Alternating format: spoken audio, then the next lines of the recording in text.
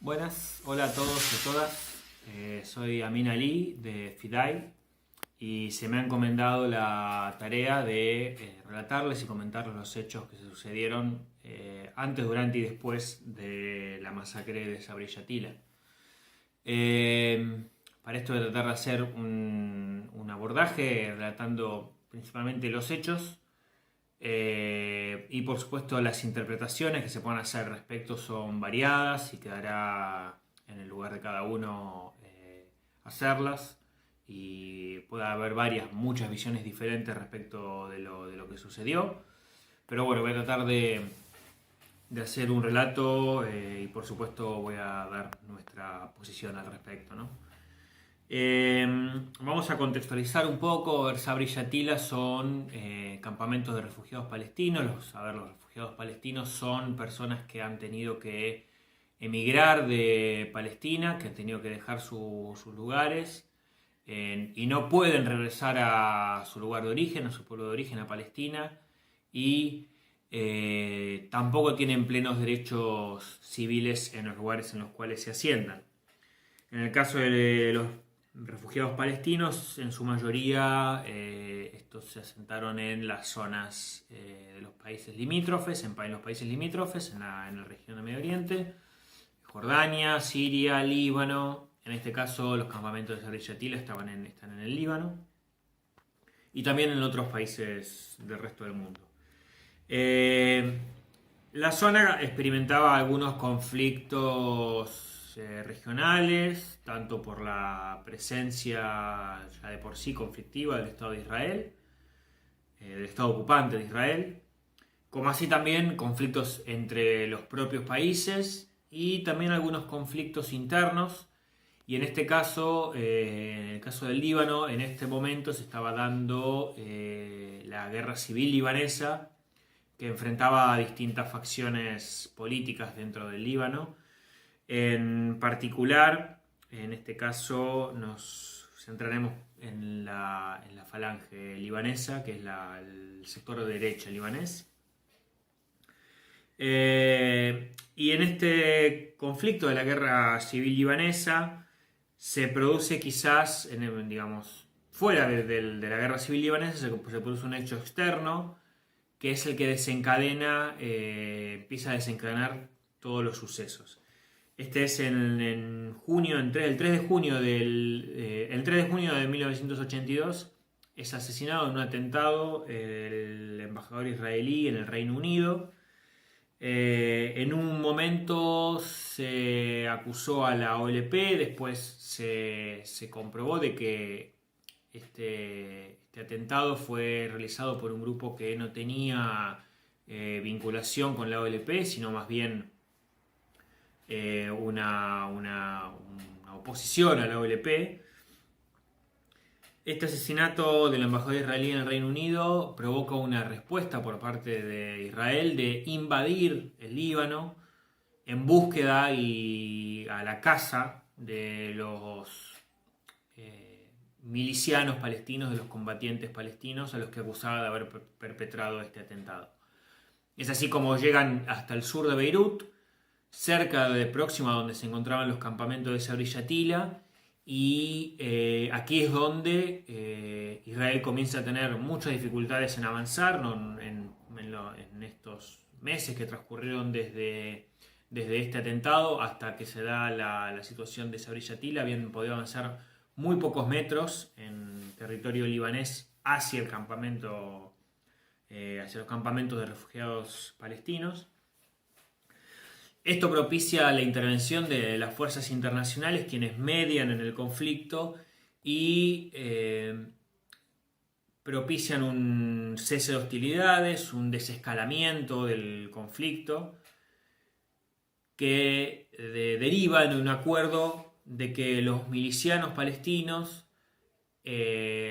abandonaran y pudieran dirigirse hacia otro país, en este caso en su mayoría hacia Túnez, y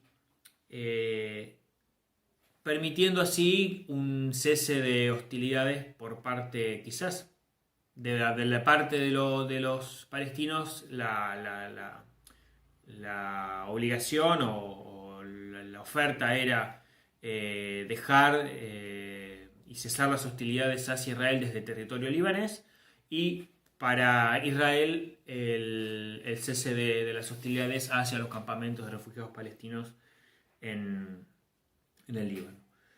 Sin embargo, esta estabilidad que se da luego de la salida de los milicianos palestinos es interrumpida cuando el 14 de septiembre de ese mismo año, de 1982, es asesinado en una explosión el primer ministro recientemente electo, Bashar Gemayel, perteneciente a las fuerzas, digamos, su fuerza, la fuerza política a la cual pertenecía era la falange, la derecha libanesa. La falange libanesa tienen una simpatía ideológica por el franquismo, de ahí toma su nombre, y por el fascismo italiano, digamos, una fuerza de derecha, con todas las características que eso conlleva. Y este asesinato motivó a Israel para incitar a que la falange libanesa tomara venganza de ella, siendo que los palestinos fueron los acusados por Israel injustamente. Después se demostró que no habían tenido vinculación. Israel acusa a los palestinos de ese atentado, y eso conlleva a que los milicianos, perdón, las falanges libanesas quieran tomar venganza contra los palestinos. Bueno, al no haber milicianos palestinos en territorio libanés, Israel puede rodear los campos de refugiados de Sabri y Yatila, y el brazo ejecutor de esta masacre fue justamente esta facción política, instigados por Israel. Fue la falange libanesa quienes entraron y asesinaron, según los números más conservadores, durante 3 días a 500 personas, y según otros números que se manejan, hasta 3.000 personas, de los cuales 1.500 no se sabe dónde están, no se han encontrado los cuerpos o no han podido ser reconocidos. Por supuesto que todo esto fue posible gracias a que los campamentos de Sabri y Yatila fueron rodeados y fueron bloqueados, cortado su suministro eléctrico, agua, comunicaciones por parte de Israel. Gracias a que Israel facilitó de pertrechos, de armamento, de municiones, de todo tipo de insumos y de logística a estos grupos falangistas para que ingresaran a los campamentos de Sabri y Yatila. Y por supuesto que fue bajo la mirada pasiva de Israel, quien controlaba, en este caso con su comandante Ariel Sharon, que bueno, luego fue primer ministro de Israel, comandaba y monitoreaba las acciones desde puestos avanzados. Además, Israel iluminaba